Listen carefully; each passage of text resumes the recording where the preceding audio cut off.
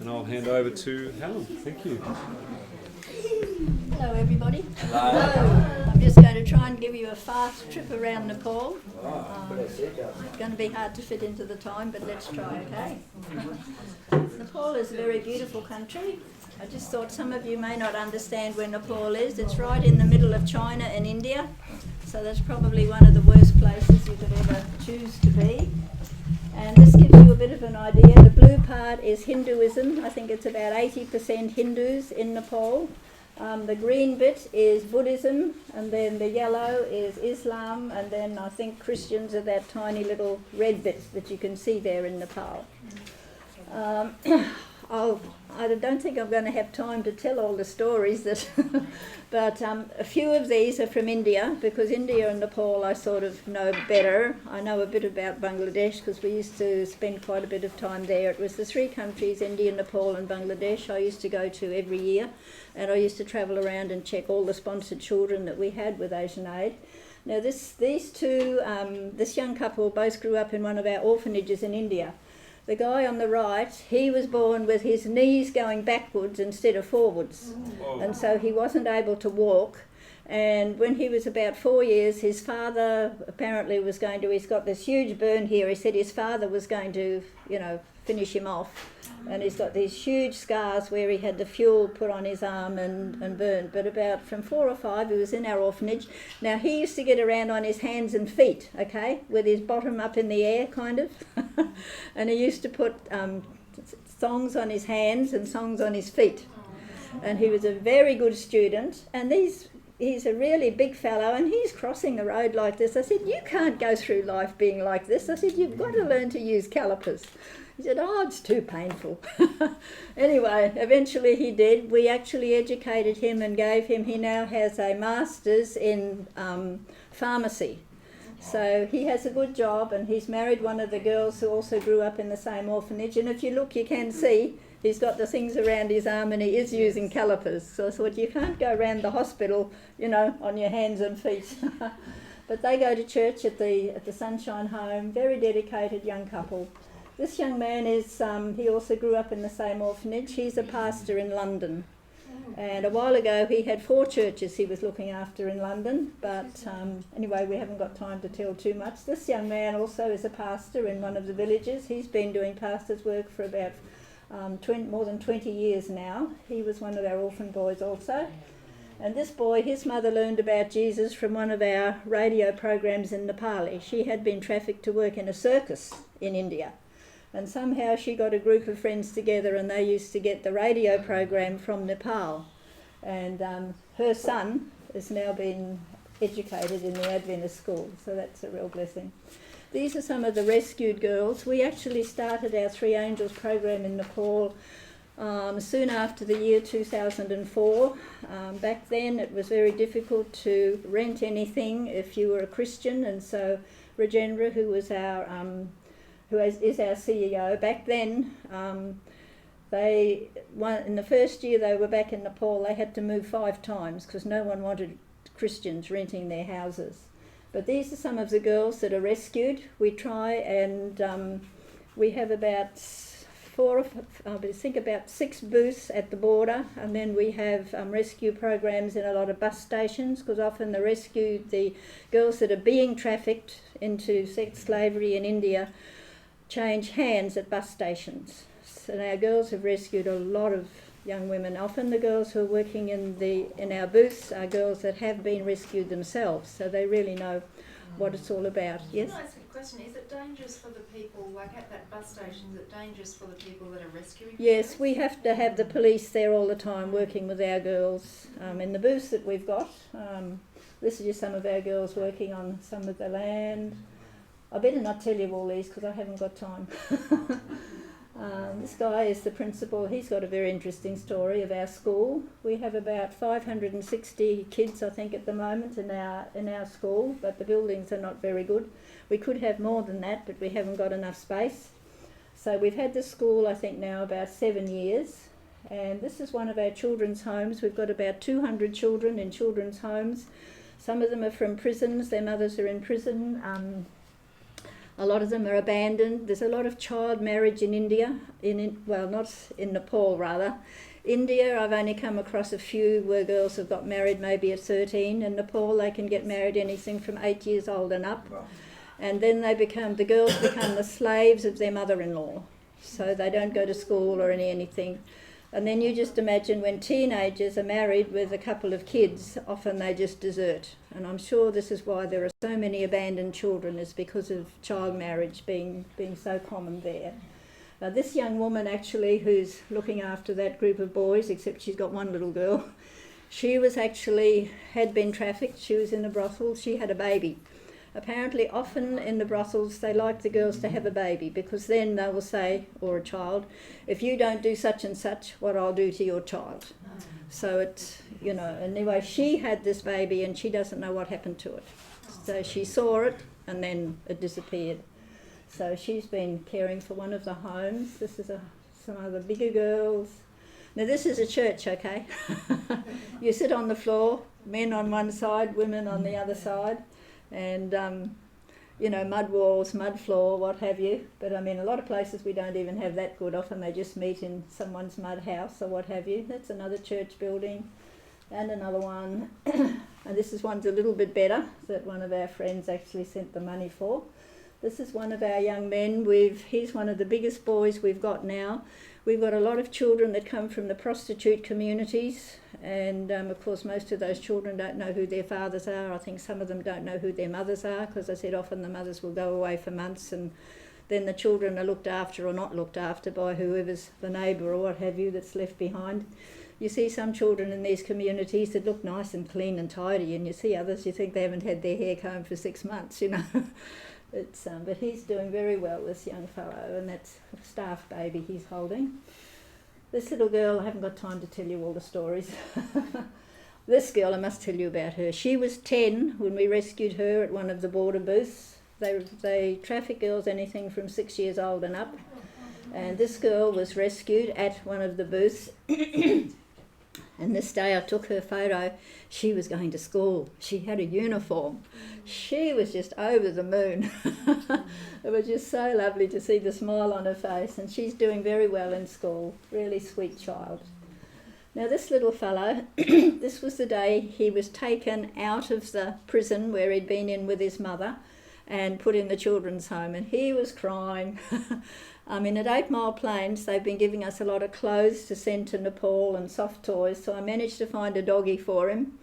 And then when I saw him next, now he's just, every time I visited that home, I just have to take a photo, because he just smiles from ear to ear. Just whenever you see him, he's just so happy. It's just so lovely to see the difference, and of how happy the children are. This is just a couple of little ones in the prisons. We have a prison ministry. We've had one mother, I don't know whether I've got her photo, but one of the mothers in the prison, she learned about Jesus, and so because she's telling everybody about Jesus, they moved her to another prison. Now she ended up in 4 prisons. So there's lots of people who learned about Jesus from that from that mother. Now this is just a house, just to give you an idea of contrast between your house. Pardon? What was she in for? Some of them murder their mothers-in-law because mothers-in-law mistreat the girls very badly. Sometimes they haven't done anything, but someone else, if you're low caste system is very bad in Nepal. If I kill someone and you're low caste and I said you did it, you'll go to jail. Okay, you can't do anything. So some of them, I don't think they did anything. Some of them probably did. 1 or 2 we know they had. Someone would just suddenly, turn up at the bus station and said, "Oh, are you going to Kathmandu?" "Oh, yes." She said, "Could you take this parcel? One of my friends needs this very badly," and they don't know they're taking drugs, So a few of them are in for things that, maybe they didn't mean to do. This is just to give you an idea of the houses. This girl is actually in one of our homes now. And this is one prostitute community, about 170 or so mud houses like that with thatch roof. Now this is Kathmandu, okay, but Kathmandu has fancy houses like that in some places, and then it has, others, but they say that in Australia, I think in a city, in an average 1 kilometre square, there's 3,000 in Australia, 3,000 people, In Kathmandu, they say there's 37,000 in that much Is space. there an issue with HIV in that country at all? Yes, yes. All the That's girls right. that we rescue have to be taken to hospital and checked and all that kind of thing. Yeah. We've tried to have some few income generating things which also give work for some of our rescued girls if they've got nowhere to go after they've, had a bit of training. This is our bakery, and this is the printing press we've got, and this is our water. The water has been a very good thing. People there don't catch the water on their roofs. They all have underground tanks, so they pay for you to, fill up their underground tanks. So we're trying to get a little bit of income so you don't have to rely all the time on overseas. Our sewing program is actually doing the best. This is one of our rescued girls who works with the sewing. They make quilts, they make school uniforms. Just before I left, I came home middle of March, just round about that time, they had just gotten an order for school uniforms for a St Mary's Catholic school for 1,500 children. So, we get a few orders like that. It'll be wonderful to bring in a little bit of income. This is Rajendra, who's our CEO, and his sister. She is in charge of our program that in Kathmandu, whereas our main work is in Pokhara in Nepal, and that's where Rajendra lives. This is a cripple colony in Kathmandu. Those people are all in wheelchairs, and that's quilts we gave them. Must have been last winter, a few months ago now. This is at the same cripple colony. That lady can't walk at all, and her husband is blind. He actually busks. He doesn't beg, he busks. So I think that's a bit better than begging. And they live in that cripple colony. They've got this beautiful baby. That's Rajani talking to them there. And we've helped a little bit with their toilet and bathroom that they didn't have very good, although there was about 36 people there, I think. This is an elderly widow. Rajani often takes blankets and that out to slums and also to some of the villages where there's a lot of widows. This is one poor lady with no shoes and taking her quilt home. That's a group of... Now there's a tribe in Nepal that they say is just about extinct. There's only about 100 and something left, and that's these Rauti people. I don't think they ever bathe. I remember Nasib telling us that he once met this man of about 80 and he said he'd never bathed in his whole life. So poor people. They also need to learn about Jesus. This is some of our rescued girls that are learning sewing. This is one of the girls that is married there with the baby there that I'm holding. Some of these girls have done very well. The government thing is that if we rescue a girl, we have to give them back to the family if the family wants them. But often the family don't want them, and sometimes the girls have nobody, and of course sometimes the family's involved with the trafficking. So sometimes the girl might have to be sent home and she might be re-trafficked some other way. We've got no way of checking that, but it's a very sad, horrible thing. Sometimes the trafficker even marries the girls, and so he's got a legal document to get over the border, and then he sells her once she's over the border, and these poor girls think they're going to have a wonderful life with such a nice husband and what have you. We did take, this was probably about 18 months or so ago now, we did take a lot of the children from the prostitute communities home to their communities for about a week's holiday because the government said we had to. If the families want them, then we have to. And so they made, this is one of our workers there in the red chair, made everyone who's coming to get a young person or child that you have to have the child back here this time next week or you're going to jail. So they made them, sign a form before they could. Now in Nepal, the women do all the heavy work. Men don't carry anything. And the women get prolapse of the uterus, and often the women are walking around with their uterus hanging out between their legs. Some of them are quite small, some of them I've seen are very big. How they even walk like that, I have no idea. Some of them are like it for 20, 30, 40. A few women said they were like it for 50 years. So previously Asian Aid used to fund the operations, but they dropped it a couple of years ago. But a friend in New Zealand is actually paying for the operations now. So we're still operating on probably about 15 ladies a month. And actually I tried to take a picture of those little girls, but when they saw my face they ran. They didn't look like the look of white faces. This is Dr. Angela on the left. She and her husband, She is the one that helps to organise the camps, and her husband, he organises with the government people in the area. And if we go to do a health camp to check the women in these remote places for the prolapse, or also they're doing cervical cancer checks, the government actually even pays for the accommodation, and then they pay for our food. I mean, I don't go all the time, of course, but I've been a few times. I'm not a medical person. But one time it was interesting because they were giving the food, and we're all lined up like this, and this fellow's coming along with a bucket, metal bucket with the salad in it, okay? And he's giving a handful for you and a handful. And I'm thinking, now, should I eat that or not? I said, oh, too bad, I did, but nothing happened. Probably I've been over there long enough that I've got a bit of immunity. This is some of the women waiting to be checked. If we have a 2-day camp, often there will be more than 1,000 women come. It's not, it's not peanuts. And they will all have the cervical cancer check. They say cervical cancer kills more Nepali women than anywhere else in the world, so I've been told.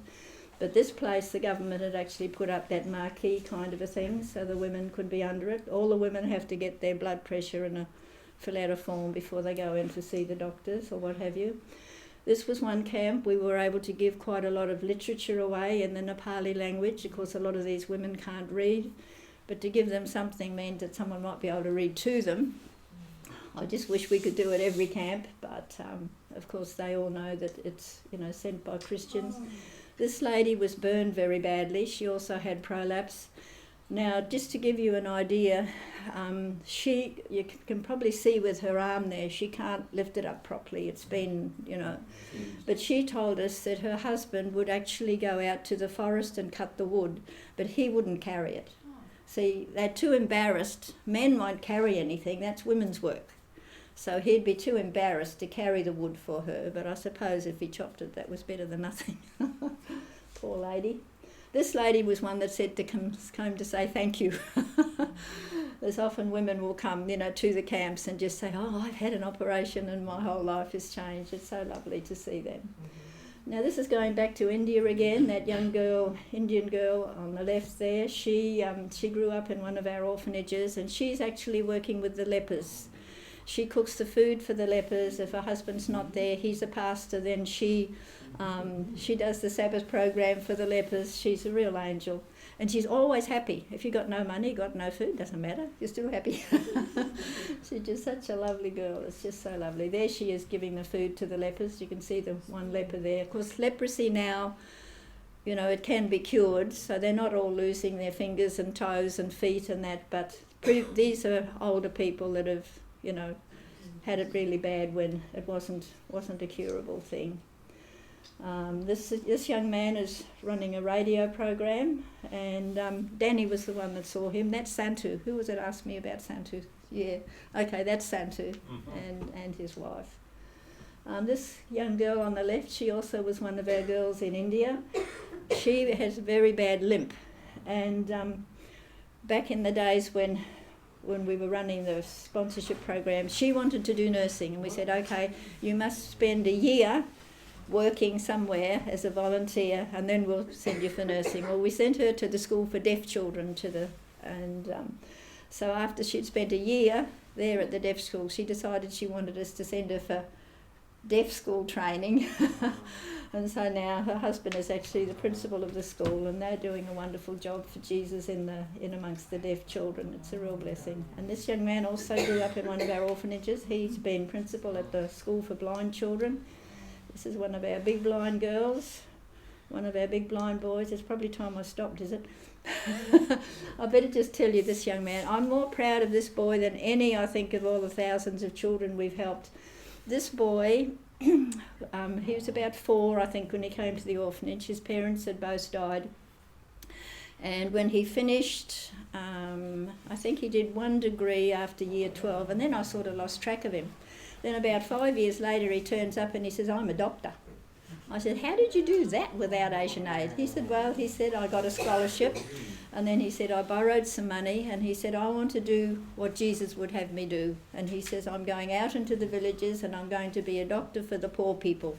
Because mostly the poor people can't afford doctors. You know, I mean, even in Nepal, this is India, but in Nepal, they say for what we do for those women, the checkups and everything, would cost them 7,000 rupees. Now, often they don't even get that much in a month, you know, so it's... and so he's really doing a great job for Jesus. I went and spent one day with him. Some days he'll see 100 people. Then he'll go out into the villages, and they're also trying to give books to save souls. That's him there on the left. For him to survive, he's working as a not as a volunteer. He's working in a Christian hospital doing night shift. And so he just earns a bit, you know, with that money, so that he and his wife and one child they've got can manage. This is one of his patients. That boy we've now operated, so at least he can move his head a little bit. And we bought some goats. So that little boy's chasing goats now. He doesn't have to beg, so that's really nice. And this boy on the left also grew up in the same orphanage. Those are a couple of old ladies that they're also helping. And so he's working with Swami Das. He's not a doctor, but he can do the things like taking people somewhere else to see a specialist, or, you know, things like that the Dr. Swami Das doesn't have time to do. Okay, I better stop. Just let me read this. I could tell you stories for another hour or so. This is out of Desire of Ages. It says, "When the Son of Man shall come in his glory with all the holy angels with him, then shall he sit upon the throne of his glory, and before him shall be gathered all nations, and he shall separate them one from another." Thus Christ on the Mount of Olives pictured to his disciples the scene of the great judgment day, and he represented the decision as turning upon one point.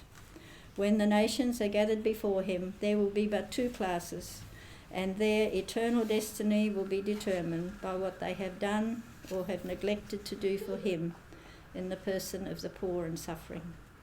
When I read that, it really touched me.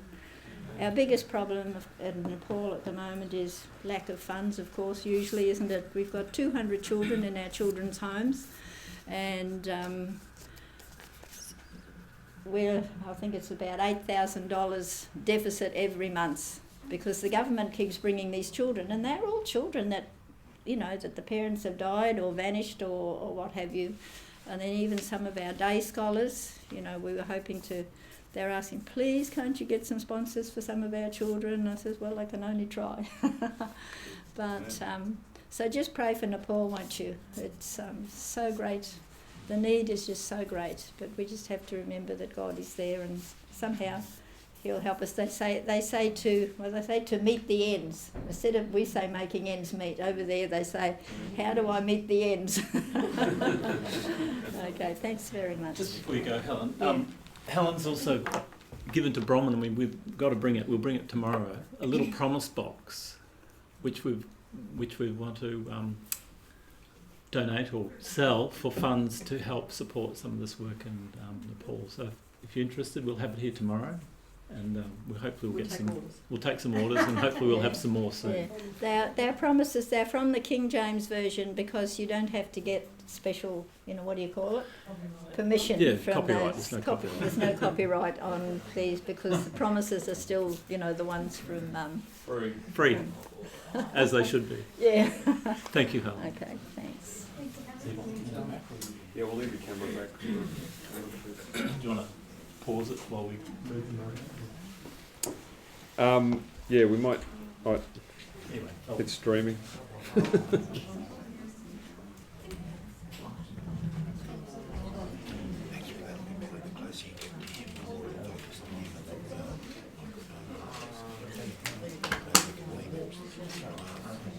What do you look like? Well, I'm about here at the moment. Yeah, but focus. Just. Because we're gonna have to take it back there eventually. oh, Yeah. how long? Well, about half an hour, and then we'll be back over there.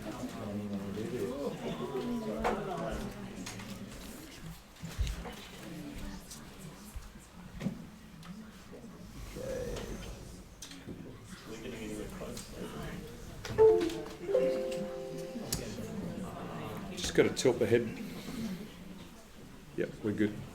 way do you want me to do it? There we go.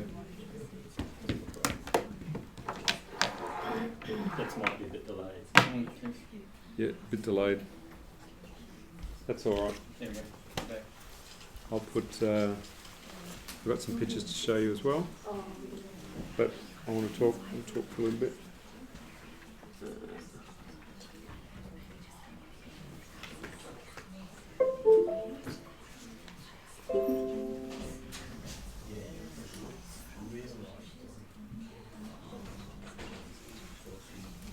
Whoa.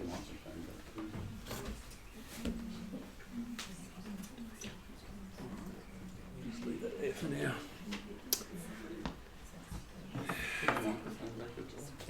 I'm going to put the microphone back. Thank you. So I think that's the work that Helen's doing is. I think that's something we can definitely get behind, can't we? I mean, we take a collection up each feast for the over in Sunnyside over in South Africa for all the work that's being done there. But I think we can send some in this direction as well. Really, really important work. I have a question. Are you still working with That's a long story. So this afternoon, obviously, we want to talk a bit about this gospel of the kingdom, and hopefully, what we've just shared this morning in the presentation this morning, it offers this gospel of the kingdom in terms of how it affects the gospel and how we understand it, and what is our responsibility in terms of sharing a God whose justice is manifested as mercy. And it's one thing to say these things, it's another thing to prove it from the Bible. And that's what we've been endeavouring to do. As I thought about these things, and obviously having been working as a minister in the church for at least 10 years, when I realised that Jesus was the begotten Son of the Father, I knew every aspect of my theology was corrupt from beginning to end. And I would have to pull it apart piece by piece and rebuild it completely in order for it to make sense. That no part of what I believed would be unscathed by the errors that I believed. And that was like it's like, whoa. Because like the Roman Catholic Church says, the Trinity is the central pillar of its doctrinal platform and foundation. Every doctrine is connected to that doctrine. And anyone who understands systematics, and systematics is my favourite study in Scripture, of how one belief affects another belief, and that was the reason I felt that way was because of what Ellen White says in the book Education, where she says, it is not the individual truths that are the best study, but as each study affects each topic affects every other topic, that as you bring those together, that's where the most power is, to be able to put all the pieces together. And so I've spent a lot of time trying to understand, how does this topic affect this topic, and how do they all fit together, and what is the glue that binds them all together? And that was from the very beginning when I went out doing Bible studies with people. And I remember, as a young minister, you were told, well, the first study is on Daniel 2, and then you do the signs of the second coming, and then you do Matthew 24, and I'm going, why? Why do we do it like this? Why is it? I was never told. That's the way we've always done it. And I said, well, that's not good enough, because I don't know why. I need to know why this subject comes after this subject comes after this subject. And if I don't know why, I can't do it. That's why I did the chart folder, because I had to try and make sense in my own head how all these bits and pieces fit together in my own mind.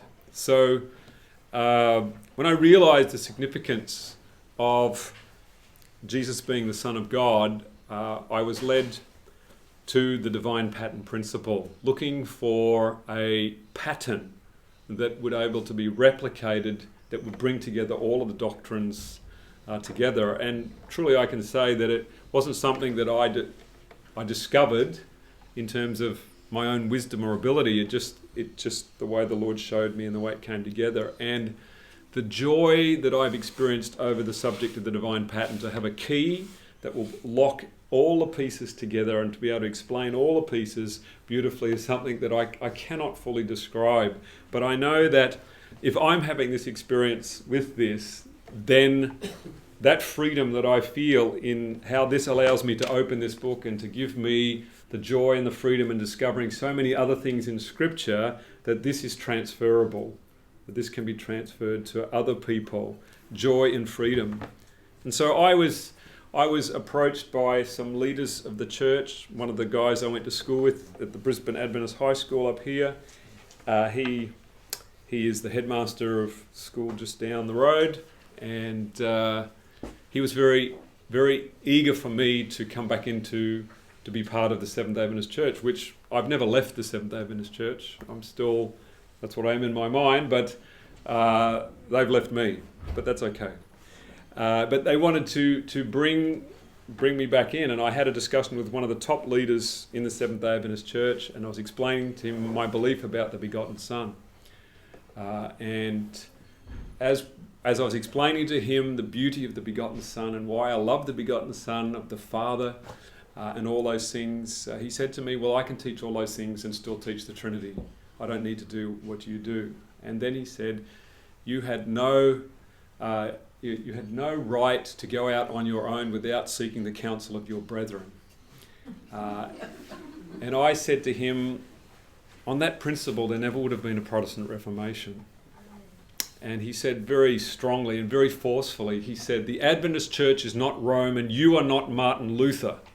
It was a very poignant moment. And I said, that's true, but it doesn't change the principle. It doesn't change the principle that the freedom of the mind to think according to their own conscience, to follow their own conscience without being subject to a creed.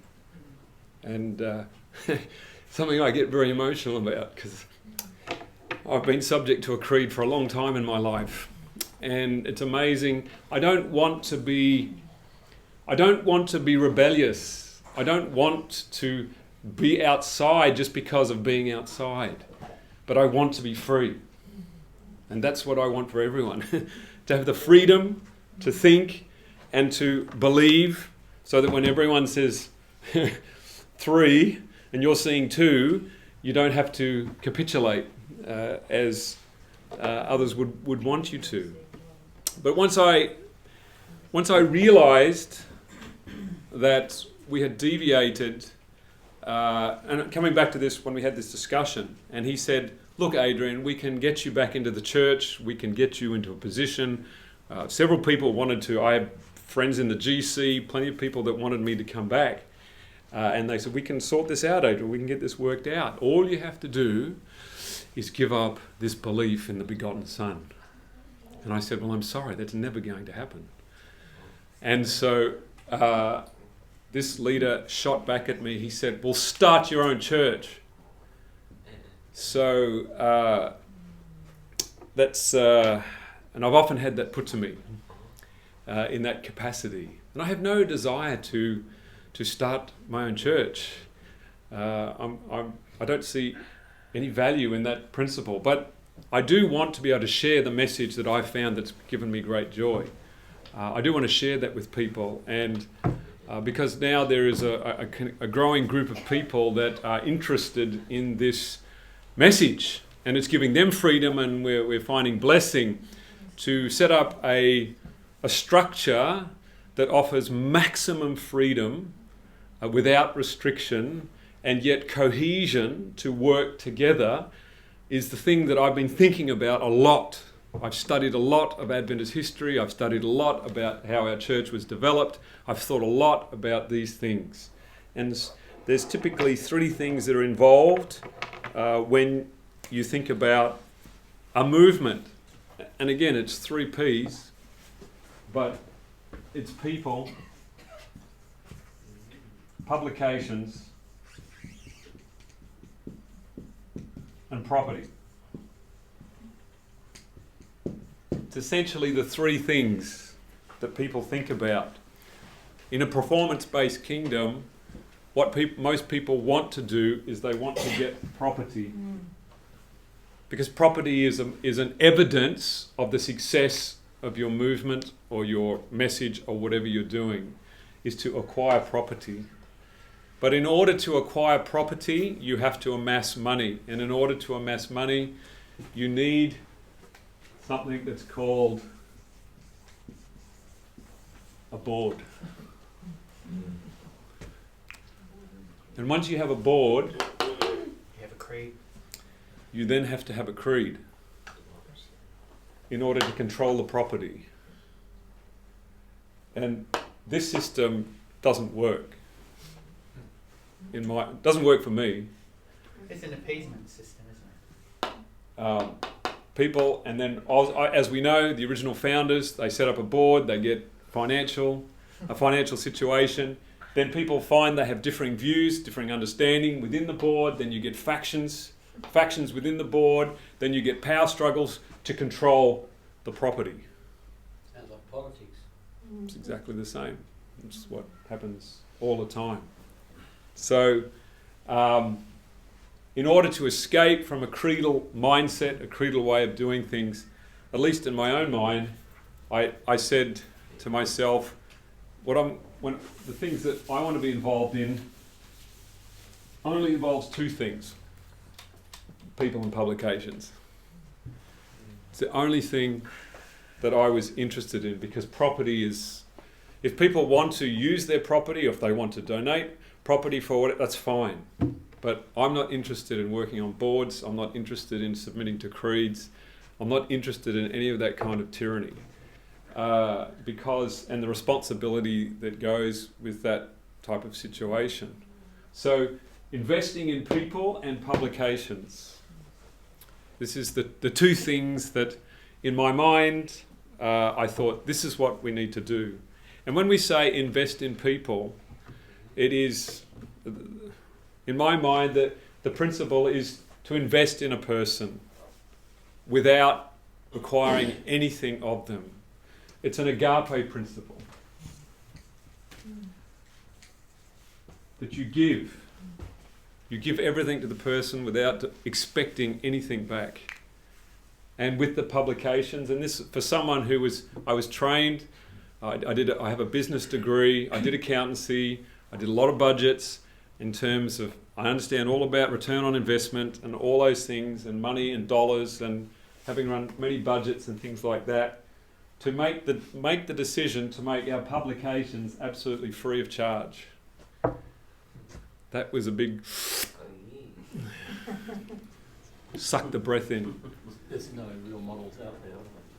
This is a very different model. But the reason I wanted to go in that direction was because of the confidence in the message that we were publishing. The message itself will propel this forward. That was a very definite decision in my mind in terms of how to advance, to make the publications freely available. And this has worked very well.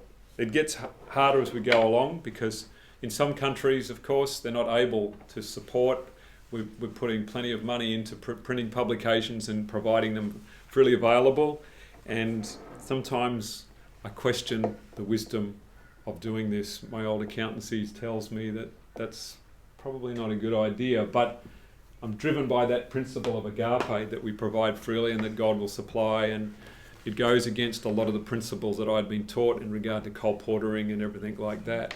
But my conviction is that if this message truly sets people free, if you cast your bread upon the water, it will not return unto you void. And that's kind of the principle that we've been operating on. And I'm amazed at how it has grown. The reason why I believe that what we have developed so far works is, and I think I've expressed this to you, and that is the divine pattern of tithing. Because this is based on the principle of the Sabbath and the feasts. But it's the divine pattern of the first tithe and the second tithe.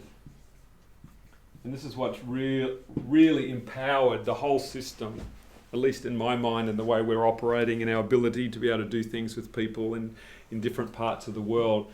Since I've entered into that principle of divine pattern of tithing, I can say, by the grace of God, whatever I've set my mind to do, God has enabled me to do it. And that's just been amazing. The freedom that comes with that is tremendous. And the blessing that God is placing in what we are doing. So I just wanted to give you a little bit of a background because over the last number of years, the thought was in my mind, and if you study any great movements of history,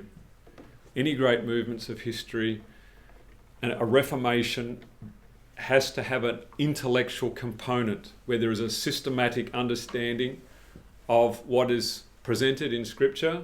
If you look at the 1888 message, that's a very carefully laid out, systematic understanding of the gospel. That's how it's come to us. You look at 1844, same thing, systematic, laid out, piece by piece, all the pieces are put together.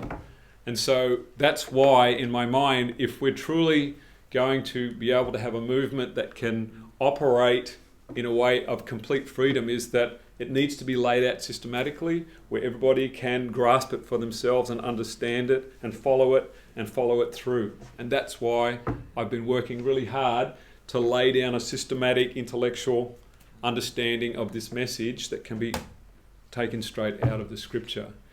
Rather than, and that's why I've taken a lot more time to lay this out, because we could have just got started with the Father and the Son and just gone out there, but that wasn't enough. It had to be the whole gospel. All the pieces had to be put together and lay them down, and all the aspects of the Pentagon of Lies and everything like that, to be able to put the whole piece together, all the pieces together, to be understood. So that, as I said, when we go out, we do want people to be able to just hop in the car and turn the key. But there's a lot of smarts behind the turning of that key, that it can go and you can get the traction, you can get the movement, the acceleration to take place. It's not just happenstance. It happens because a lot of things have gone in behind it. And that's what we've been working on. And so I guess the vision that at least has been laid out in my mind is for a group of people that whoever wants to embrace this message and feels that the Lord calls them to do a certain work, we will do whatever we can to provide publications and financial support in whatever way we can for them to fulfill the calling that they feel God has called them to do.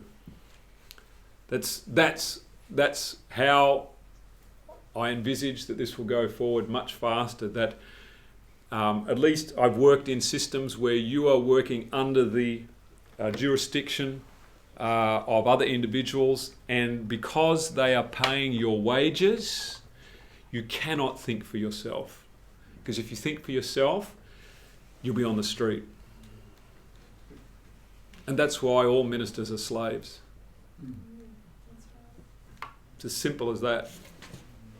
Because if they think differently, they're on the street. Only on one topic though. No. They're waiting for everyone. They're called potholes. And that's why I feel tremendously sad for so many of my brethren who, because they have invested, and you have to understand that some of them have invested a lot of money to get a doctorate, to get a master's degree within the system. It costs you a lot of money to do that. So it's a big investment and a sacrifice of career and opportunity in order to get those things. You're investing lots of money to get into that position. And so that's why there's almost no ministers who are willing to take this risk and to operate in this situation, because it's easier to be told, here's the creed, this is what we teach, this is how we baptize, this is how we do things, don't rock the boat, you'll get your money, everything will be fine. And that's how these systems work. But I didn't find any freedom in that environment. I found it great big sheet where I have to fill in everything I did. everything I did, excluding the toilet paper I used. But I had to fill in everything, every last thing. Phone calls, visits. It was just so annoying. Repairs. Yeah, repairs. But it's an extension of the Sabbath school stuff that we used to have to do, and it's just so not good to operate in that system. And I understand why people set up these types of systems, and I'm sure it's all well intentioned and all that kind of stuff, but it just didn't work for me. And I didn't see that it motivated anyone, and it was just, it was not very good. Were there performance bonuses? Well, people that obviously bring a lot of tithe payers into the church, they got bigger churches, they get promotions, they get better opportunities. It's very much the case. And in terms of favours for the boys within the Adventist church, it's everywhere at the highest levels. In Europe, the mafia is heavily involved in the Adventist church, but we don't want to get involved in that story. So, Eastern Europe particularly, it's just, you just got to wake up to understand the levels of corruption, because it's a business.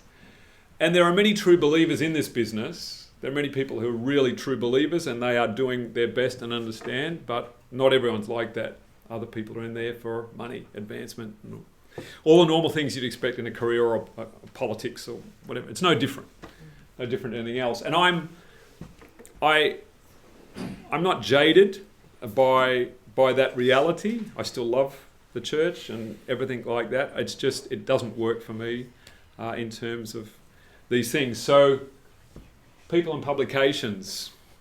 And I must admit that I never envisioned quite how far that this would go in terms of the network of people that we have in different countries, the translations of materials into different languages that is taking place, the amount of people that I'm talking to in many different places to develop a relational network of people in many, many different countries to ensure that this message can be placed in the hands of as many people as possible, so that when the persecution comes, people don't go, what do I do?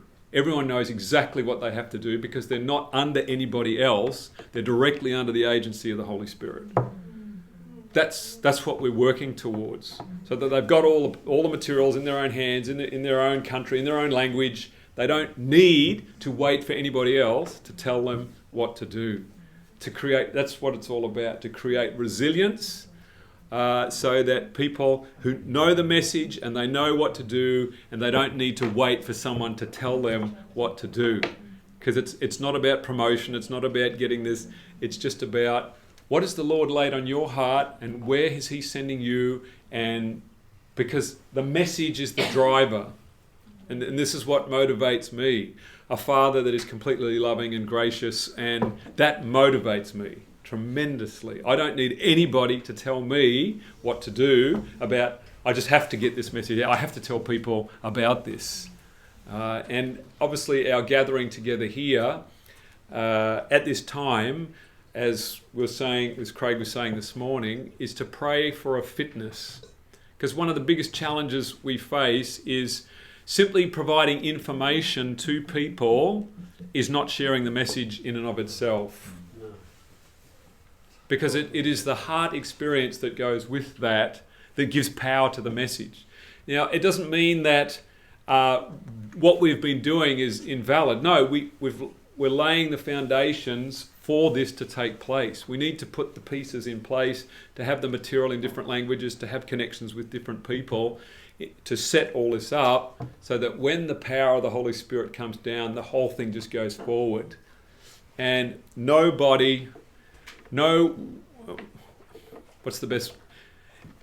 we cannot, when the Holy Spirit is being moved upon people, we cannot have a small committee of men deciding when and where and how money is going to spend. That's too slow. It has to go bang like that, and everyone just goes, and they know what they need to do, and no one's controlling and telling, oh, well, we're sending you here and we're doing this to you, everything like that. It has to go much faster than that. And in order for it to go fast, people need to be equipped in terms of how to make their own decisions and pray to God and ask Him what to do. And that's the strongest emphasis within this group. And people say, what should I do? Well, ask your father. Ask your father what to do. And people can collaborate, pull together, have a similar vision, work together so that it all happens more organically. But importantly, no one can shut it down either. No one can shut it down.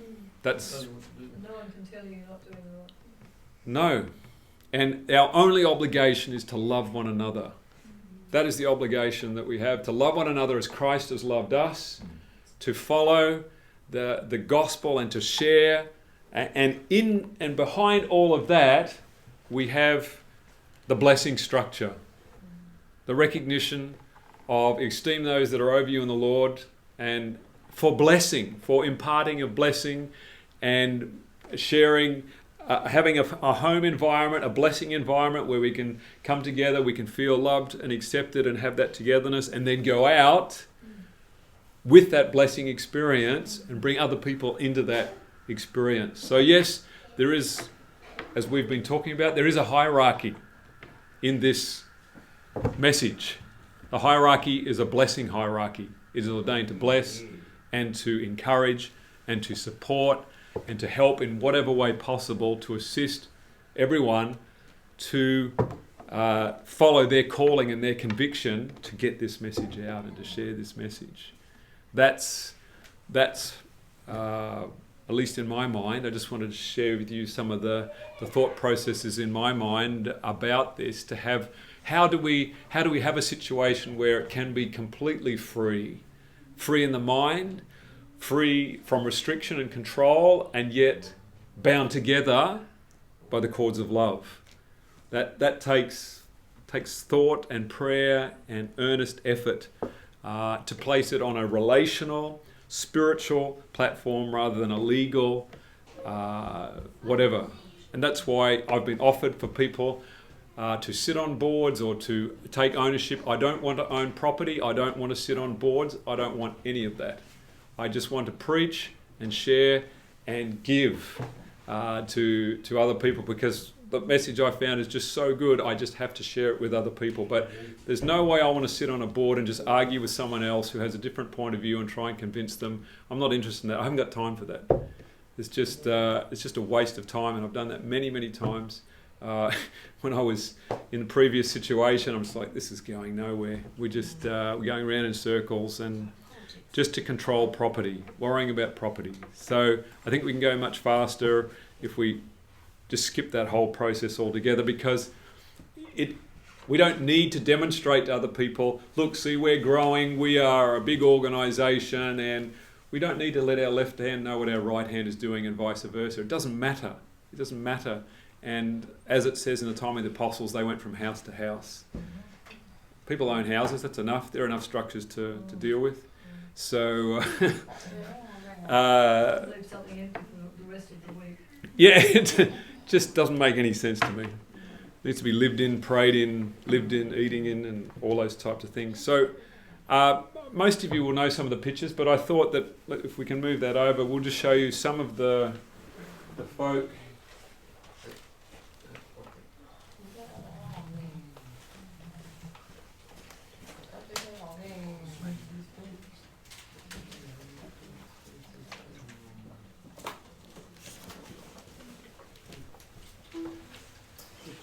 Well,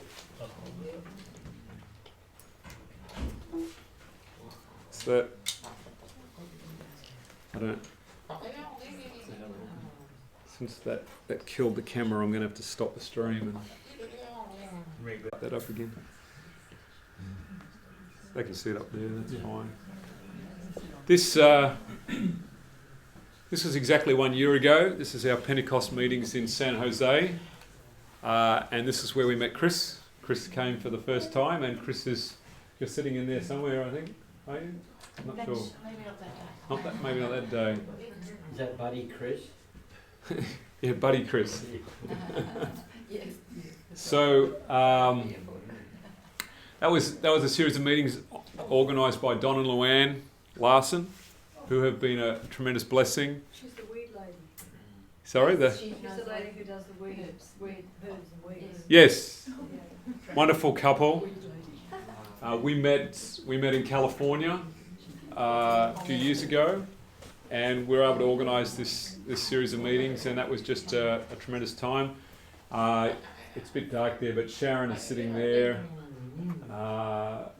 Don is over on the other side. It's a bit of distance, and there's Don and Luann. So we just had a tremendous time. They have now moved to South Dakota.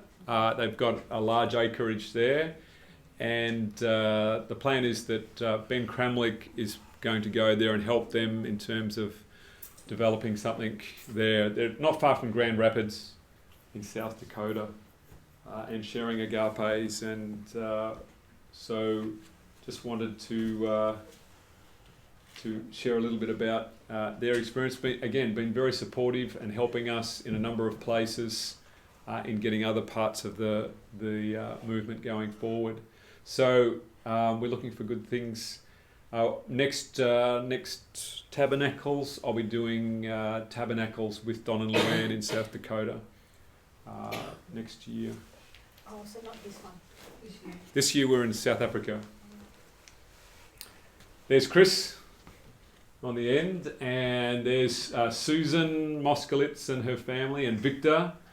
Susan is a very exuberant LE, and she is great fun. And her son Misha is, he's right into the LE work, doing a lot of good work. So it was just wonderful to be able to spend time with them. She took delivery because when Gary printed a sizable amount of the Agape books, we sent 1,000 copies to Susan, and she's helping to distribute them from there. One of the stories that's been very interesting, we don't have a picture, is that she just sent a box of Agape to a gentleman across the border in, just over the border in Nevada. Can't remember the place. Sorry, Sean. But anyway, she sent to him. Sean is in the Philippines, or he's just going back to the Philippines. He's over there. He's going to be developing a property for sharing this message. But he came in contact with this message through another man called Don Layton. And Don was actually watching a video of someone who was attacking the character of God message, and particularly the writings that we have been sharing. It was a direct attack. And this guy watched that video and he thought, oh, well, I may as well listen to the other side. Got so excited when he did listen to the other videos. He came fully into the message, and now has brought someone else in, and that's helped us to be able to now do some work in the Philippines. So you can't fight the truth. It's been a tremendous blessing. So thank you, Don, for just having that courage to say, oh, well, I've listened to this side, let's listen to the other side. Oh, this sounds much better. I think. So. David, someone? David? Yeah. Because it was that preaching that made me think that can't be right. Okay, so he helped you too. Okay. Praise the Lord. Well, praise God. Everyone, and I pray he'll come to it one day. Yeah, TV is no more. I mean, on TV now. Yeah, because they wouldn't take the message anymore. As I said to people who oppose the message of a loving character of God will be moved to a position they don't want to be, and that is to say that God kills people all the time. And no one wants to give a message like that. But if you're going to oppose this message, that's where you're going to end up. So, and you can't help it. This morning during the meetings, I had a bit of a chit chat back and forth. Remember Catalina that we stayed with at the motel? Oh yes, Catalina. Oh, you were talking to her? Yeah, back and forth. Oh, good. And she was watching, and she still watches from time to time because she hasn't got much fellowship in San Jose at all. No, like-minded believers, but she's working with a school, with some kids in a school, and she's wanting to write some children's materials. Oh, and she's thinking of, well, she said she's thinking of inviting us back there to talk to some of the parents. Oh, wonderful. So, Yeah, Catalina did play. She helped us get the venue, and she did a lot of work for us. So we're very thankful. Oh, that's wonderful. Yes. I wondered how she was going. So this is Tony and Anna Pace. As you can see, we're at the Bouchard Gardens there in Vancouver Island. What's the big what? It's just the emblem. Tony and Anna have just been fabulous so supportive. They had been involved in the Fred Wright movement for a number of years, so very much on the character of God. And when this message came along, they jumped straight in, have really helped and produced some materials. Anna's doing audiobooks, so it was wonderful to be able to spend time with Tony and Anna. And I haven't got the pictures here, I looked at them last time, but they had a jacuzzi and we baptised them in the jacuzzi, and they're on Vancouver Island, which was very special, very, very dear friends. And Tony and Anna produced a hardcover edition of Agape to send to more corporate or people they want to present it to in a hardcover volume. They've been involved in doing that, and they're working on other projects as well. So very heavily involved there at Vancouver Island, which is a blessing. This is some of the meetings that we did in Kelowna in British Columbia, which is obviously back on the mainland in Canada. And I couldn't find, just up the back there is Ray Fauché, who runs the website characterofgod.org. Good friend of Marilyn Campbell. Yeah, good friend of Marilyn Campbell, wonderful advocate for Character of God, Father-Son feasts, and we had a really wonderful time spending time there with them. And Jan and Michael were there? Yeah, Jan and Michael were there as well. Jan's right in front here. Michael was on this morning. Oh, Michael was on this morning? This morning. Very good. Michael has been a wonderful supporter. Someone else from British Columbia was as well, I didn't identify. And they're all up in Canada there. Of course, Michael is originally from Australia, but has spent a lot of time in Canada. And they are very supportive and sharing a lot of the material. So it was wonderful to spend that time there in Kelowna. That was last year. This was one of the highlights for me. I'm speaking to a group of non-denominational evangelicals. So Sunday keeping, immortality of the soul, eternally burning hell, that kind of perspective. But a good friend of mine, Frank Klin, who used to work at Talking Rock, he connected me with the main person, one of them who's sitting down the front there, Randy. And wonderful family, beautiful family, very spiritual. And I shared with them I shared with them my testimony, and then I began to share on the character of God. And as I got partway through, one of the guys who is an evangelist in India for their group, he suddenly caught on that, hey, this guy doesn't believe in eternally burning hell. And he just stood up right in the meeting and said, do you believe in eternally burning hell or not? Yes or no? I said, I believe that the wicked shall be ashes under our feet. He said, that's not an answer. That was in the Bible. So Randy just stopped and he said, look, brethren, we might not agree with everything this brother has to say, but I can see this man loves Jesus and I want to listen to him. I just wish my Adventist brethren could say the same thing. That was just a wonderful experience. And there's Randy and his wonderful wife and a couple of their daughters there. That's up in Missoula, Montana. Just loved being with those people. Beautiful. And one of the young men that came to the meeting, we had the books there. All the books went. They took everything. And one young man said to me, he said, can I give you a hug? That's the most beautiful thing I've ever heard in my life. He said, I just really want to believe this. He says, but what about the lake of fire in the book of Revelation? What about this? And what about this? And I said, well, here's the book. Have a read. So his name was John. I pray for John. Who knows where these seeds will go in terms of a loving God. So we spoke to about 30 people, and you could just tell. And as one of the young ladies said to me, she said, but if there's no, basically threat of death, what will make people come to believe in Jesus? What about Jesus? How about we talk about him? But you can see that that's right. how we've all been raised with this, well, if there's no threat of death, well, why would we be Christians? Well, how can these things be? Actually doing it for... and it was just a real question. It was really honest, like this is what they'd been taught. Like, well, if there's no threat of death, then people won't want to give up their sinning. It's the threat of the hellfire that makes them want to give up their sinning. And it it was left field, definitely left field for them. So that was wonderful up in Missoula. Then we went right out to Wolf Point. This is right out in eastern Montana. It's in an Indian reservation area. This is John and Corinna Ransom and their daughter, and also that's his mother. And we spent some time there with them. Certainly believers in the message. So that was right out in the back blocks there in eastern Montana. And we just wonderful to spend time with them. And they followed through the message. They were reading the books and sharing as best they can. So we continue to pray for them. There's just another picture. Okay, then we moved on to, this is in South Dakota.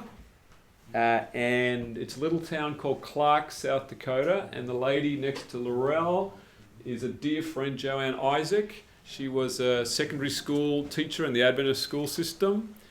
And she came into the message back in 2010 and had many questions, had seen the whole questions on doctrine fall out, trying to work out everything going on.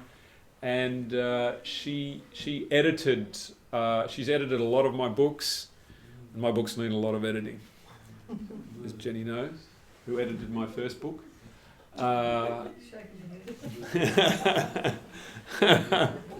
So at least I keep everyone happy and employed. So it's good. So it was just wonderful to meet Joanne and to have some meetings there. Her husband died recently.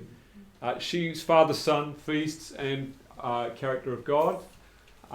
And of course, sad her husband didn't accept the Father and the Son. And that was a bit sad. But her children are certainly accepting this, which is a blessing. On our other side is John and Marion Johansson. And John and Marion were the ones that put me in contact with Ben Cramlick through another party. And Marion actually said to me, she was the one that said to me, she said, "You do know, don't you, that Robert Wieland wrote the recommendation to the book Light on the Dark Side of God. You do know that, don't you?" I'm like, really? He recommended that book? And that was what Marion said to me was very important in me then reading that book. And then, because Utah had a copy of that book, and so I read that book in the Netherlands.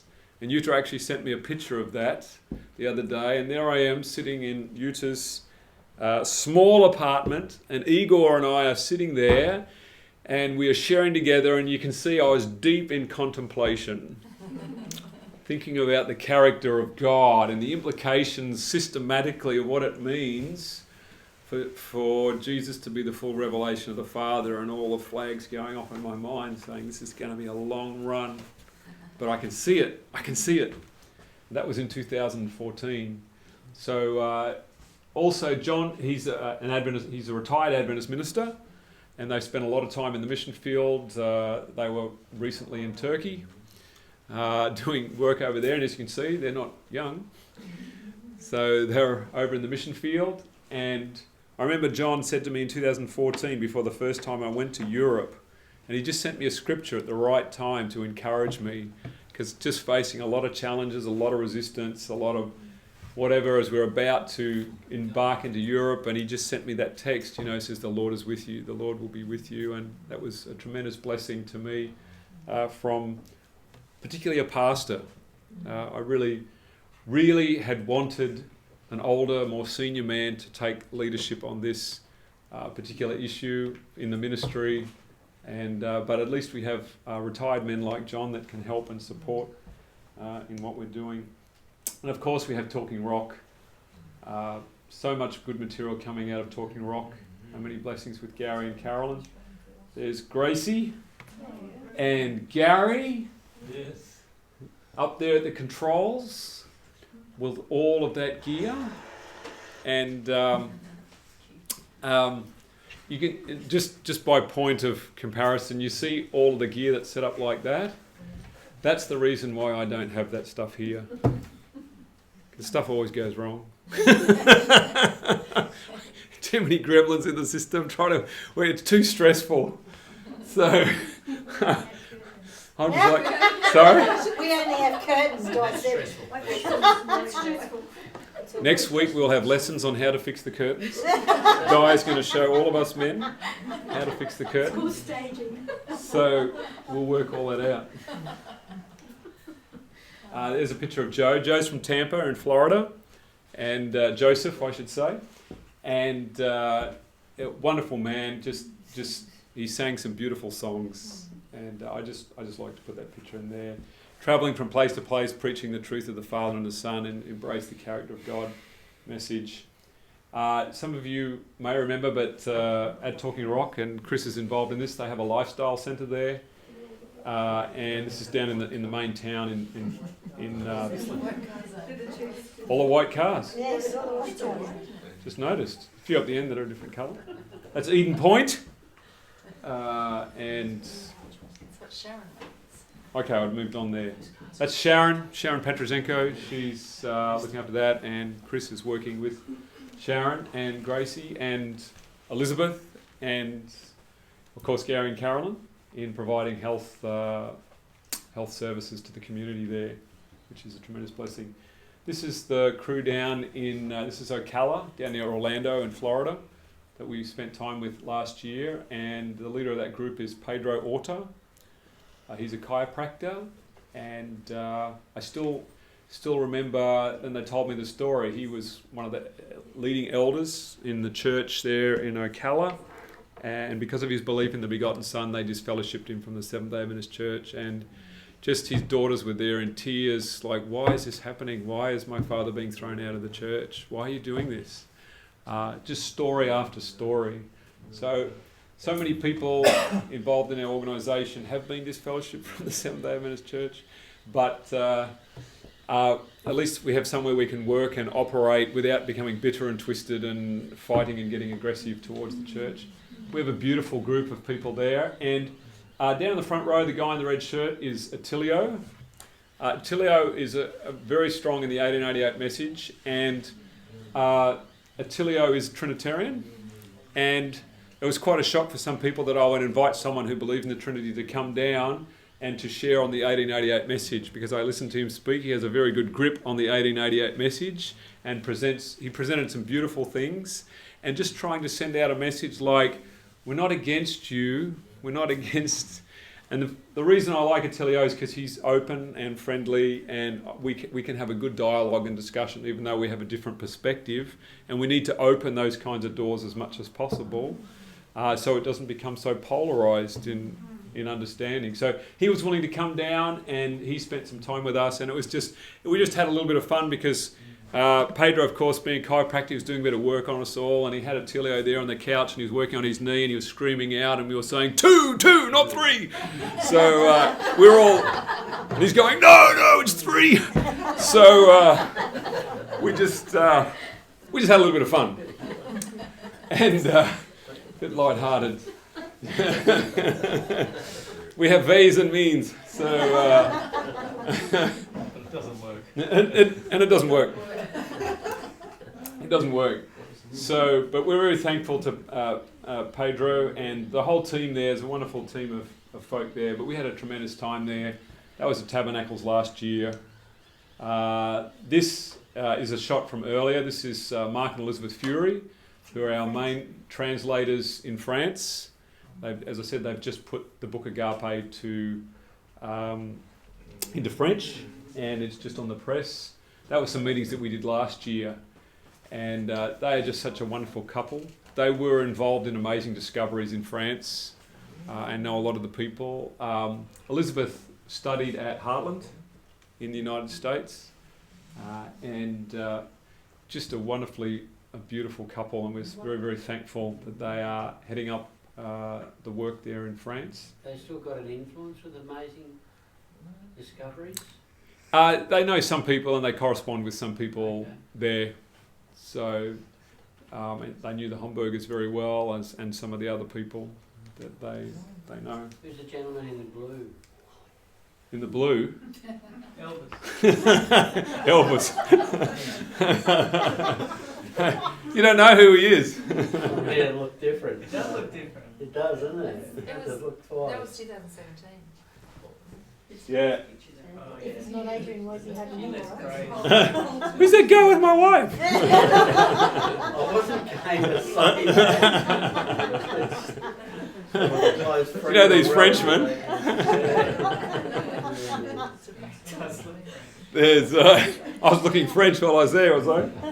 I was just pretty tired. I mean, it was pretty long haul. This is a beautiful day. This is up in this is up near Geneva, just over the border from Geneva, in a little place called Mornex. And as you can see, this is a day we had a baptism. You can see the Alps just in the background there. And that was just that's Mark and Elizabeth's son just there, Daniel. He's a wonderful young man. So, and the team here are led up by Mr. Delara and his son Samuel and Jean-Claude. And they were put out of the Adventist church because the brethren there had decided that the Adventist church was only part of the remnant, and the other churches, the other Protestant churches, were also part of the remnant. And they said, no, the other churches are Babylon. And for that reason, they were put out of the Adventist church for believing Adventist teaching, Adventist doctrine. And for being put out of the church, they then were able to become free of the creed, and they could start to study their Bibles again. And now they've come into all of these truths, and just takes a tremendous courage to be able to do that. And we're very thankful for Jean-Claude and Samuel and their families. There's singing some songs there, some of the people. There's Mark and Elizabeth and their two boys, Joshua and Daniel, singing at some of the meetings. Whereabouts exactly is this? This is a stone's throw from Collonges, the Adventist university. In France? In France. Yeah, this is just on the other side of the hill. We've got many believers there? There's a group of about 60 people in that church. And many of them, the church is reading our material and looking at it. So, yeah, it's quite, as I said, we baptised about 12 people there. It's quite significant, isn't it? Is that rebaptising or just baptising? Some baptising, some being baptised into the Father and the Son. Yeah. From after being baptised into the Trinity. One of the baptisms that was especially a blessing is Mark's older brother is an Adventist minister in the Paris area, and his wife, they had a copy of Return of Elijah in French in the house, and while her parents were visiting, they saw the book and they took the book home and they read it, Return of Elijah in French. And they wrote to Mark and they said, this is a love letter from God. We want to be baptised in the name of the Father, in the name of the begotten Son. So I was able to baptise them into the begotten Son. And that was a tremendous treat to be able to do that. This is Brother Yuri, and he's from the Czech Republic. And he's just a wonderful person. He travelled with me. We travelled together from his place. I flew to Vienna, and then he came and picked me up, and then we drove from the Czech Republic all the way down to Bulgaria, and we travelled together in his little Toyota Yaris, doing 150 kilometres an hour on the freeway. So he's a good driver. So but he let me drive too, which is good. This photo is actually in Serbia. This is near Mladenovac, and the guy who took the photo is Pavle, who was an SDA minister who was fired for believing in the begotten Son. Now he works with us, and again, not trying to create opposition, but when someone gets thrown out, we're going to support. We're going to try and do the best we can to help him and whatever we can to support him. The John and Marion that I said to you before, they are also helping to support. They've got a team that are also helping to support Pavle, and it's a real blessing. But Yuri, I had the privilege of baptising him in 2017 in Germany. He came to the meetings in Germany, and that was about 6 months after his wife died of cancer. and that was quite a tragedy. But he has already had translated into Czech about 15 or 16 of our booklets within about 18 months. Just do the calculations. He is also subtitling and voice-overing a lot of Barbara O'Neill's material. He has a very big, he has about 1,500 subscribers on his Czech channel for Barbara O'Neill's material on health. So they watch that material, and then some of them come and look at the other material. So that's our little group there. That's in Brno, in the southern part of the Czech Republic, and that's the second time we've been able to be there. The first time I went to the Czech Republic, and we came there, it had been about 40 degrees Celsius that day, and it was really hot, and the hotel didn't have any air conditioner because they normally don't need stuff like that. So that was a pretty hot night. I just had to put that picture in there. That's in Austria. Wow. That is Zell am See. That particular point there, we stopped and we sang "How Great Thou Art." Whenever I sing that song, that's the picture I think about. That's where Is those that songs near were King written. Ludwig's castle? Got no idea. That song was written to sing amongst trees. Yes, well, we were amongst trees. It was tremendous. There's Jutta, of course. Most of you have met Jutta, or many of you have met Jutta. And she's been so helpful. Most of our material is in German through the work that she's doing, and we have a team of about 4 translators in German. So a lot of the material has been translated into German. Of course, she has authored 3 books as well. And just we're very indebted to the work that she has done, and very, very thankful.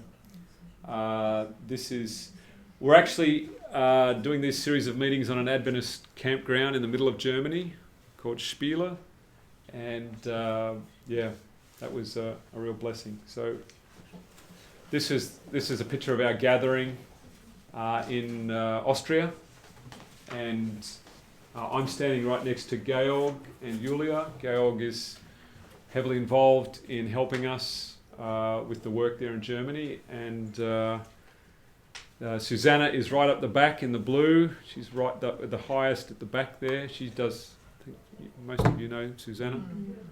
She came here in 2015. Yes, so a lot of good things happening in Germany. And of course Ruben is going back there again and doing a lot of work there. This is another one of the meetings we did in northern Germany, in Perleberg. And yeah, a lot of good things happening there. This is Boris. This is in Serbia. This is about an hour north, or about 40 minutes north of Belgrade, in a little town called Baranda. And I have a little church there in the house of a lady called Galina. She's actually Bulgarian, but she married a Serbian. And but Boris he's been a Bible worker, a believer in the Father and the Son for many, many years, since the early 2000s. And he struggled for a long time. And I don't know if many of you know, but Boris has haemophilia. And so he gets around, he's struggling around, he's walking like this because his knees don't work properly. And when he was young, the doctors had an operation and they pinged one of his vocal cords. So when he speaks with a very high voice. But he's one of the best Bible workers we've got. And before he was disfellowshipped from the Seventh-day Adventist Church, he brought about 35 people into the Adventist Church. Wow. Through the work that he had been doing. And as soon as I arrived the first time, in 2014, they instantly disfellowshipped him. So even from a tithe point of view, it's just like, why would you do it? It's like, he's not against the Adventist Church, he's supportive. So, and he continues to study with a lot of young people and just constantly reaching out and helping people.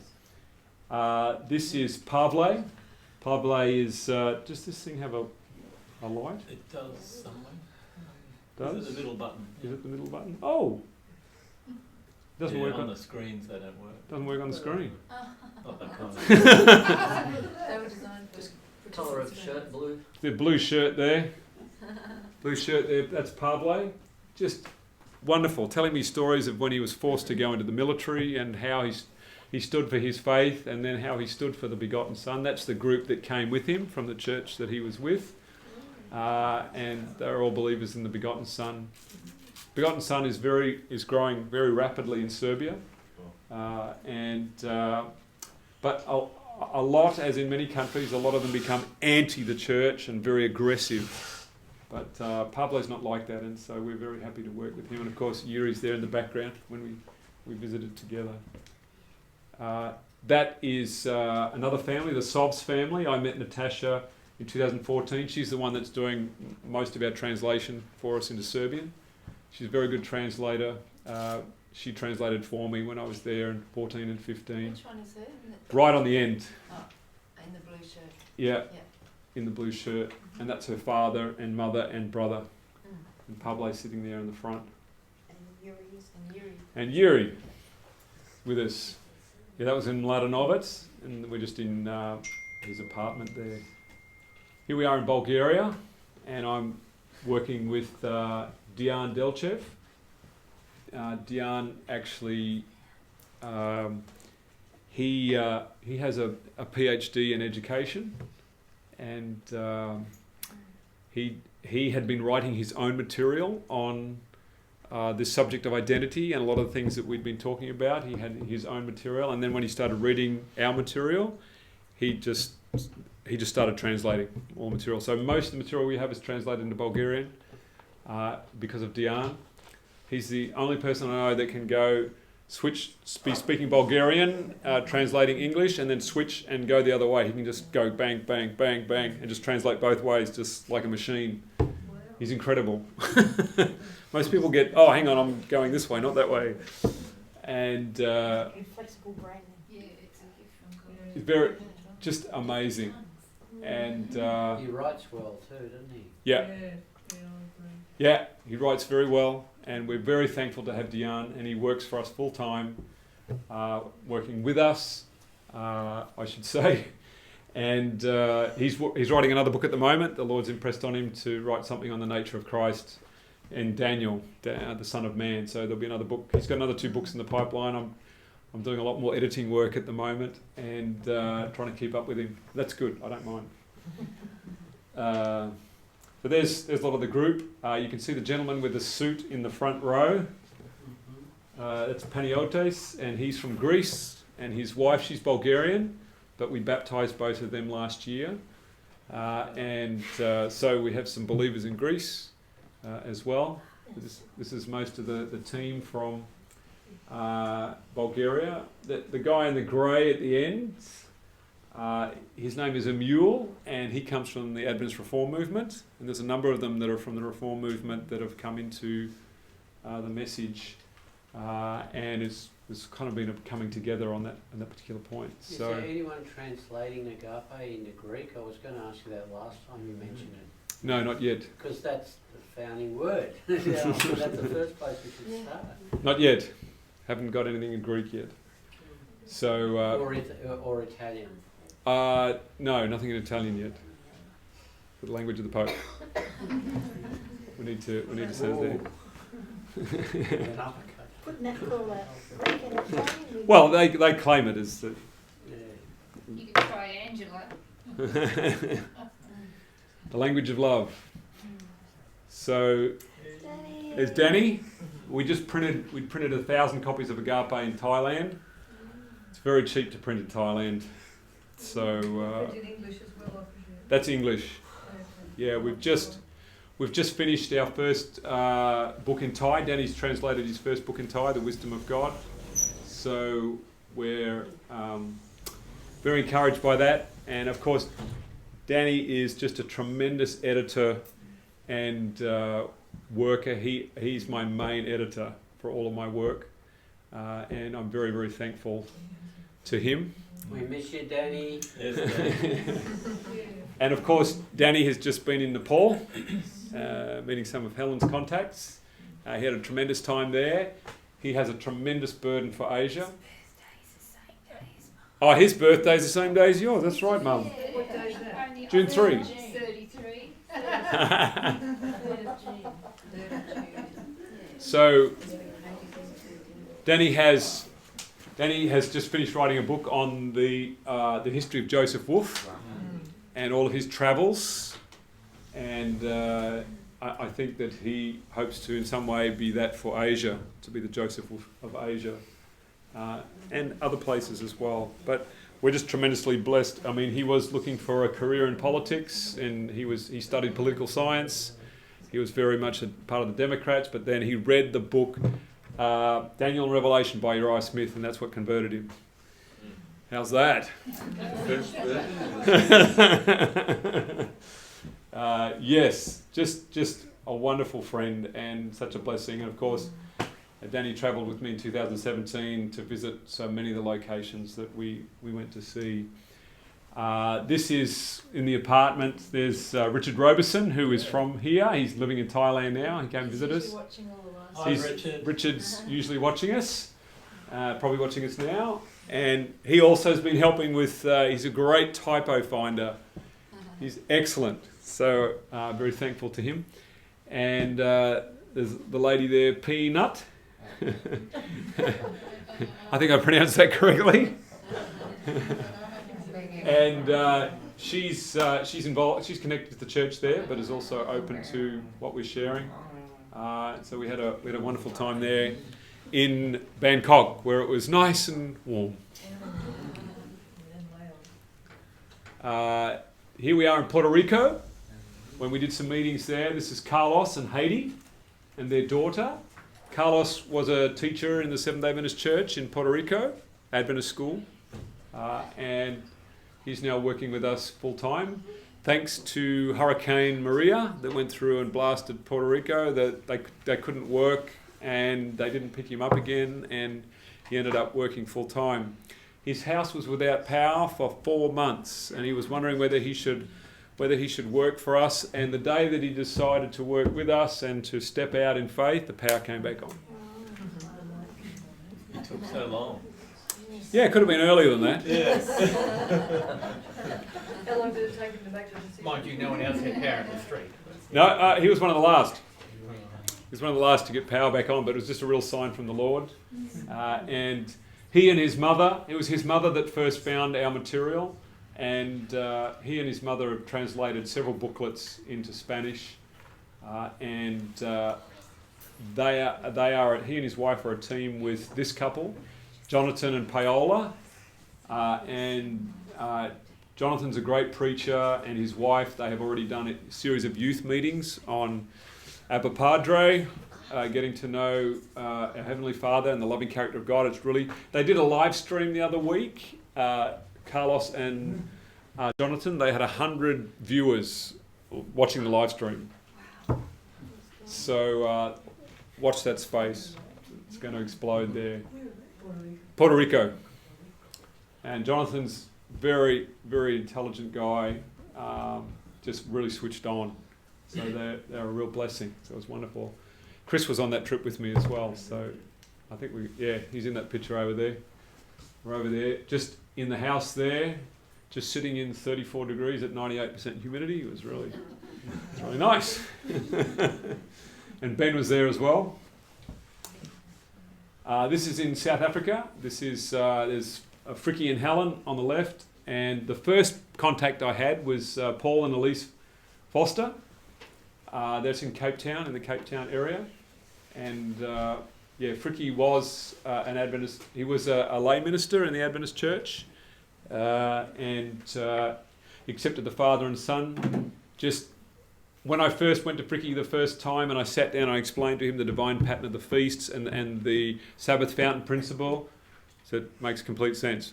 Just accepted it, bang, just like that. No, within one session. So it makes complete sense to me. And it's been as firm as a rock. Real blessing. Very, very thankful to both of them. This is Danny and Ben out in Umpongalunga, out near Nelspruit in eastern South Africa, and Bokose. They're running a school out there. And so for Danny and Ben to be out there working with them in what they call a black area. That raised a few eyebrows because, it's a bit dangerous out there. But they were fine. They worked out there, and it was getting in there and digging with them and doing some gardening with them, and it was really good. This is Bester and Nina. Of course, Nina was here for Passover. Oh, yeah. And Yeah, best do it right on this end. you can see Reuben up the other end, and David is standing, and he was taking the morning presentation. That's their youngest child, David. He's just in his last year of high school. And the oldest, Marie, she's got 1 week to go before she's finished her... Is she in that picture? No, she's not in that picture. She wasn't there. She wasn't there. She was still studying at the time. And Nina is doing a huge amount of translation. She's superintending a lot of the translation work into Afrikaans, and also helping with, because Bester can speak Zulu, so he speaks element of Zulu and has Zulu contacts. So we are getting also getting a lot of the work translated into Zulu, which is a real blessing. There is Bakosi. This is in Malmesbury, just north of Cape Town. We're just running some meetings there with the gentleman on the camera is Pastor Cecil Ahrens. He trained at Heidelberg? No. That's where the printing press came from. The training facility in Cape Town area. Stellenbosch. I think that's the Adventist University there. The guy in the front row, Morris Francis, is one of... He's on right now. Yep, Morris. Hi, Morris. Hey, Morris. Morris has been in LE for 20 years. He was been in the publishing work for a long time within the Adventist Church. He came into the church with Walter Fite and through Francois Duplessis. And he accepted the Father and the Son, and he just, when he read my material on the feasts, he just said he wouldn't accept the feasts unless there was a really good reason. So, and he kept on saying to me, Adrian, you keep troubling me with the things that you're saying. But he is fully on board with the message, and a great blessing. He is placing a lot of our books. He is colportering a lot of schools, a lot of civic areas, and sharing and putting a lot of material into a lot of places. So keep praying for him. And of course, Pastor Ahrens, he, because of his belief in the 1888 message, he was sidelined over the 1888 issue. And he's now working as a school teacher, but he has a number of, he's a congregation, and he's also ministering as a pastor from a lay capacity. So this is some of the group there in Pietermaritzburg, and of course Hein is sitting down the front. Hein has been very active, and of course in the centre there you'll see Cedric. Cedric also studied for the ministry but didn't finish. And you can see Reuben there again, and Morris. And the guy in the white and the red outfit, that's Brother Bright. He's our connect. How's that? Brother Bright? Bright Nuka. He's our contact in Malawi, and is distributing and printing and distributing our material in Malawi at the present time. Oh, I think on the other end is Marie. Yes. And then next to her is the other daughter, Francinette. Oh, Marie. Very left. Because that's Nina standing in the middle. And Nina, Marie, Nina, Francinette, Bester, Daniel. That's the order there. So there's just some of the meetings with. This is at Cedric's home, and I still remember their daughter, 14-year-old daughter, Bramilda. When after doing some of the meetings, she stood up and she said, "I want to be baptised. This message has set me free." 14 years of age. They say this material is too hard to understand, apparently. And this was some more families from the church. Cedric and I were going out for a walk, and we bumped into another couple of gentlemen, and they were from the church, and then they came round, and they just drank in the message. And that's in Oudtshoorn, which is about 400 kilometres, it's near George, 400 kilometres east of Cape Town. This is a picture of Alexei. Alexei, he's there. That's some of the work that he does, working with some of the disabled children there in Russia. He's currently translating Agape into Russian. He's right in the middle of Russia. You haven't been there. And I haven't been there yet. So, very thankful to Alexei and the work that he's helped us with. We have quite a number of translations in Russian. Is he the one on the left in front or the right? He's with the jacket on and the glasses At the right. and the beard. Yeah, that's Alexei. So we're very thankful for what he's doing. There is Daniel and Marlise. They're Argentina. So Daniel and Marlise were working in Thailand, and they were working for Mission Foods, which is an extension for Sanitarium Health Food Company, and they left that job to preach this message in Argentina and South America, full time. So a lot of conviction and tremendously blessed. I think his father is a minister. His parents and her parents are listening. They're processing what he's saying, thinking about it. So we hope to be going. Eddie's going to be going there later this year, I think. That's the plan. Yes, sorry. There's another picture of Daniel and Marlise. Daniel just released another 5 booklets in Spanish. He's working flat out to get the booklet basis down, and we've started. I think we're going to be starting printing soon some of the material. So we're going to see a lot of things happening in Argentina, Buenos Aires, very soon. And that is the end. So you don't have a picture of Daniel, Jason? I didn't have a picture, and that's right, of Jason Labata. We're supporting Jason in the Central Philippines, and he is doing evangelism program after evangelism program. He's currently doing some prison ministry. He's trying to get permission to baptise some of the prisoners in the local prison. He was working for the Adventist Church, and a lot of their field workers, they don't get paid anything. He had to give up working as an evangelist and go and work because his wife had just had a baby and they didn't have any money and he had to go and support them. So we're supporting Jason, and he's embraced the message and very excited, and we've been able to help him in a number of ways just to keep him going so he can keep doing evangelism. So I'm hoping next year we can bring him to Passover, and that will be a real blessing. And the other thing is, we've just printed 2,000 copies of Agape in Manila. So hopefully they're going to be starting to be distributed. There is a gentleman there who will probably take them into his possession, who is a former conference president of the Adventist Church, who now believes in Father and Son. Whoa. So He lost his job from that level. he didn't. He retired, I think. So that's in Filipino, I presume. Philippines. You have one hand. What's No, that? it's in English. English. It's in English. Many of them speak English. We do have some translation into Tagalog. Wisdom of God and Original Love and Identity Wars are in Tagalog. But he was saying to me, look, a lot of people speak English. Obviously, we'd like some more into, but then there's all the dialects and, so it's not only Tagalog, it's a whole lot of other dialects as well. So, yes, very thankful for Jason. And I didn't get to mention the work that Ruben and Danny were doing in Myanmar. A lot of stuff happening in Myanmar as well. We're still praying to get some stuff into Burmese, some stuff printed.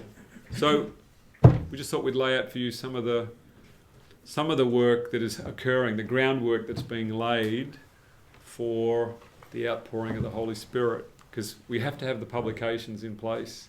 And that's what we're working so hard on, to get stuff translated and prepared and shared and all of those types of things. So by God's grace, next year we'll be travelling to most of these places again to just sort of follow up to the next level. And thank you for all the support that allows us to be able to do this. And yes. Can we say thank you for the energy that we're getting from these people? It's just wonderful. Get off and do something too in Australia. just motivational to see action happening. And amen, it is. It's really good. These people are really putting it on the line, and we're doing everything we can to help them. The good news is that we now have access to be able to travel to just about anywhere in North Queensland and Western New South Wales. We can run meetings there now. We can get flown out there. So thanks to Lester. And so that's going to open up a whole field for us. Yeah. Can I just tell one short story? Yeah. Yes.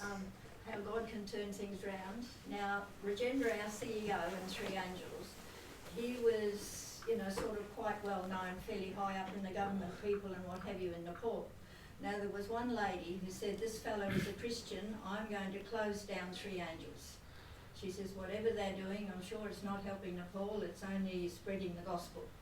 So she decided she was going to listen to our radio, and she would get enough evidence of the radio for her to be able to convict him. Yeah. Three Angels.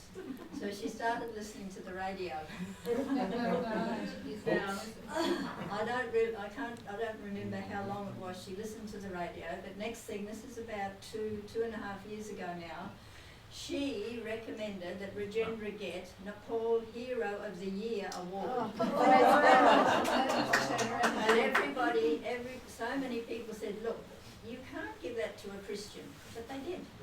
So in 2016, he got Nepal Hero of the Year award, and that has put him on some pretty high. I think he's on the highest boards in Nepal for women and children's rights and that kind of thing. Praise God. And that was because that lady was going to close us down.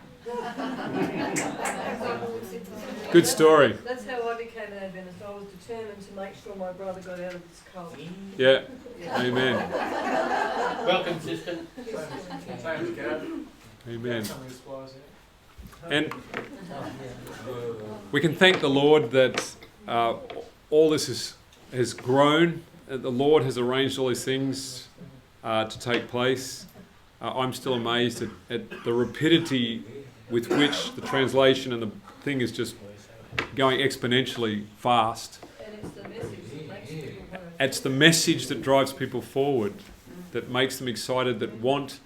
in Germany, as soon as a new book comes out, within 6 weeks it's in German, just about. It's so fast. And Bulgaria is not far behind, and it's just you don't have to ask them. They're asking me, when's the next book? Get me the next book so we can translate. So, and that's why it's wonderful to be in a position to say to Jay, look, we can translate your book into 5-6 languages and get it all done. It'll all be done, no problem at all. Oh yeah, and then there's Emma Roth, is it in? Oh yes, forgot to mention Emma in Kenya, Swahili. Yeah. They've just about finished translating Agape into Swahili, so we hope for an opening up there, which will be a real blessing. So we ask you to pray for these things and pray for your own opportunities to share. I know Tony's doing a lot of, as he's mingling amongst the churches, and I know a number of you are sharing booklets here and there, and at least if you're sharing in the churches, we've got to find more booklets without my name on it. I know that's a... Yes, you can rip the cover off, it's fine. I know some people that have done that. Works like a charm. You'd be pleased to know that there are some Seventh-day Adventists who've never heard of it. Yes! Well, that's good. That's why it's much easier working in other countries. I'm completely anonymous over there. So it's much better. A pastor over here tell me about your work over there. Okay. Yugoslav pastor. Yes. The Adventist church, yeah. Well, the first time I went to Serbia, the brethren just gave me a big announcement saying, beware of this pastor Evans, he's coming. So they just advertised it. And Didn't have to spend any money on advertising. it didn't have to spend any money on advertising, it was just advertised. But yeah. So shall we close? Sabbath? Yes. Huh? An open Pentecost. We're going into the next Sabbath. How's that? Tony? I've just got a prayer request.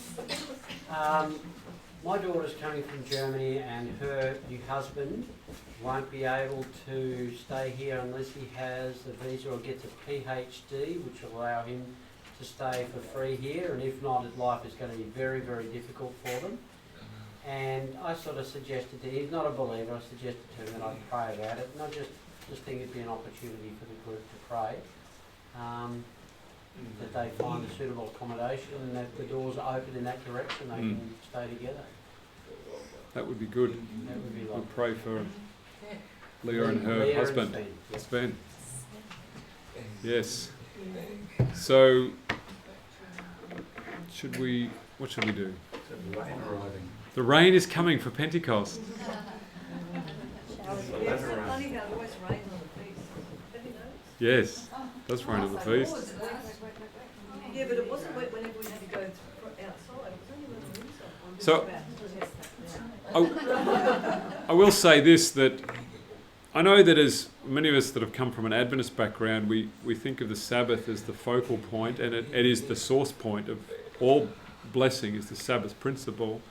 But tonight and tomorrow is actually an elevated opportunity for the gift of the Holy Spirit to be poured out. So within the next 24 hours, some amazing stuff could happen. So I know a lot of people say, oh, well, we've done the main thing now, we've done the main gig, so we'll go home tomorrow.